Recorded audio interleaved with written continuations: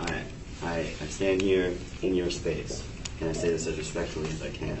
If you don't tell black people what we need to do, I understand what you're saying. Also respectfully. Yeah.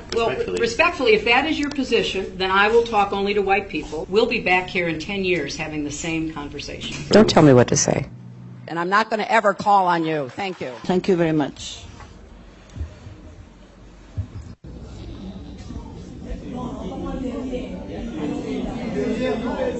Wait, you want me to tell you what my husband thinks? My husband is not the Secretary of State. I am. So you ask my opinion, I will tell you my opinion. I'm not going to be channeling my husband. I suppose I could have stayed home and baked cookies and had teas, but what I decided to do was to fulfill my profession, which I entered before my husband was in public life. Will you act on your words and reject fossil fuel money in the future in your campaign? I do not. I have money from people who work for fossil fuel companies. I am so sick. I am so sick of the Sanders campaign lying about me. I'm sick of it. And I will fight back against so-called right to work. Right to work is wrong for workers and wrong for America. Now, having said all this, why aren't I 50 points ahead, you might ask?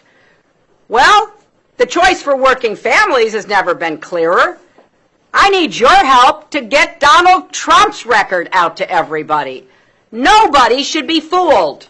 So shame on you, Barack Obama. It is time you ran a campaign consistent with your messages in public. That's what I expect from you. Meet me in Ohio. Let's have a debate about your tactics and your behavior in this campaign. I am sick and tired of the negative, dark, divisive, dangerous vision and behavior of people who support Donald Trump. It is time for us to say no. We are not going backwards. We're going forward into a brighter future. Oh, I know. The Bernie people came to say that. We're very sorry you're leaving. What difference at this point does it make? Because we're going to put a lot of coal miners and coal companies out of business. Right, Tim? Now, you are entitled to your opinion, but you're not entitled to your own facts.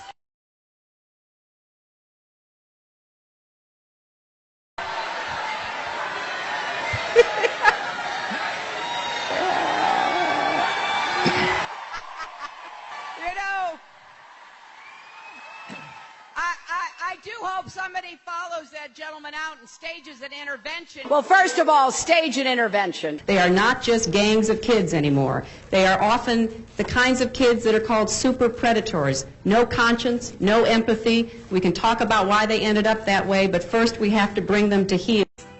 Like a drunk neighbor in your front yard, Hillary Clinton wandered onto yet another TV show to crap on the president. You know, I was right in the middle of our government responding to the horrible effects of the earthquakes in Haiti. So I knew what we're capable of doing. And, you know, I waited because I thought, you know, they don't need me saying, hey, send naval assets, get the hospital ship Comfort down there. But a couple of days later, nothing was happening.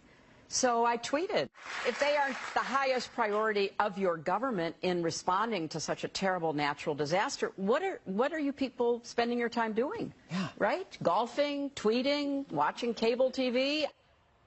She's a real piece of work. Look, I don't blame her. She's still angry, still bitter, still Hillary. Apparently finding her grandchildren boring, she cruises the airwaves slamming the guy who beat her still, as people suffer and the guy who won consoles them. At times she sounds like she's campaigning, but for what? It's like this is high school and she's vying for most likely to clear a room with her blood-curdling laugh. There's tragedies going on from Vegas to Puerto Rico, and Hillary sees fit to remind people what she would have done if she were in charge. She would have done something. But during the election, she did almost nothing but lose. She's like a dumped ex who keeps writing long letters to the guy's parents, reminding them how their son screwed up. Oh, but I saved the best for last. You're going to love this. Check out the female writers at Jimmy Fallon writing Hillary thank you notes. Warning to viewers, have a bucket nearby. Thank you, Hillary Clinton, for handling this difficult transition with more grace than I ever could have imagined. That being said, call me day or night and I will be there with a gallon of ice cream and 2 spoons to tell you, girl, you are so much better than him. Thank you, Hillary, for always sticking to the issues, even as people criticize you for superficial things like your hair, your wardrobe, and your appearance. You showed girls everywhere that politics isn't a popularity contest, because if it were, you would have won by about 3 million votes. I was with her, I'm still with her, and right now I literally am with her. Can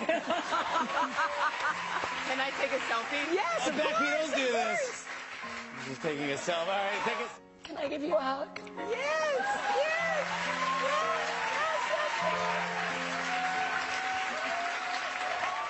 That is amazing. They're treating her like a lonely friend who lost one of her 6 cats.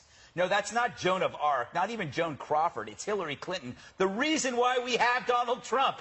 And the more that we see of her, the more reassured Americans are that they made the right choice. So, Hillary, there's the door. To quote Sam Malone of Cheers, you don't have to go home, but you can't stay here.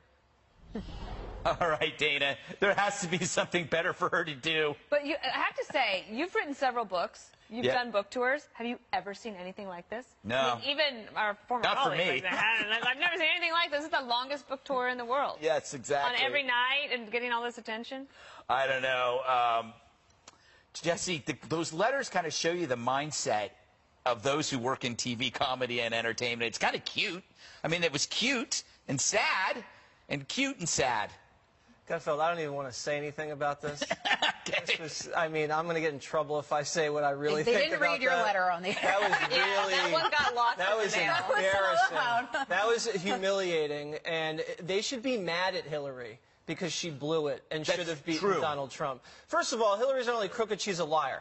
They had the naval assets in place outside the coast of Puerto Rico. They had the hospital ship Comfort off the coast of Puerto Rico. That's not true. I also want to know something.